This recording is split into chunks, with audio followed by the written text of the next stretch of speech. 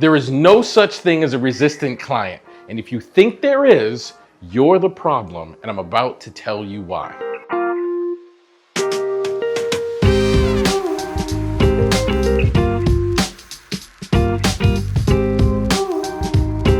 So I'm here in Charleston, South Carolina. I just got done speaking at a conference called the Low Country Mental Health Conference. Super amazing experience. They're gonna have me back. It was so awesome. And I spoke in this amazing auditorium. And then they asked me to do a breakout session in this smaller room. Now, while I was teaching in that smaller room, there was this wonderful woman named Cynthia. She was sitting over to my left, and she said, I have a question. What do you do with resistant clients? And I honestly really struggle to answer that question because I don't perceive any of my clients as resistant.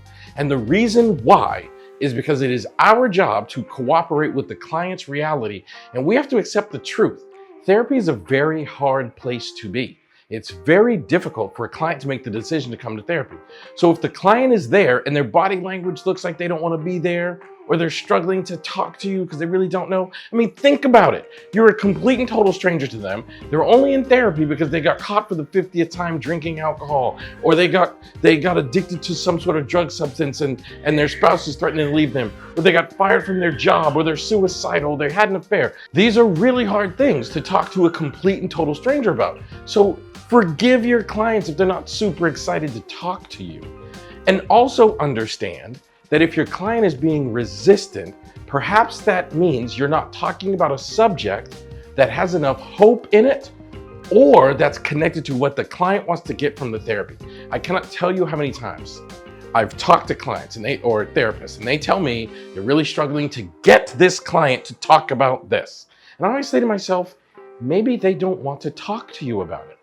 Perhaps if you talk about something else that they feel safe enough to talk about, they will eventually begin to trust you, and then they'll talk about it. That's not a resistant client. That's a client who's realizing you're a complete and total stranger, and maybe I don't feel comfortable sharing the topic that you keep wanting to dig into. That's not on the client. That's on you. I don't care what therapy model you're using. Of course, you guys probably know I practice lucid focus brief therapy, and there's tons of other therapy approaches out there. It doesn't really matter to me which one you practice, but whatever you are practicing, you have to know that it is your job to cooperate with your client. And there truly is no such thing as a resistant client. There are only resistant therapists.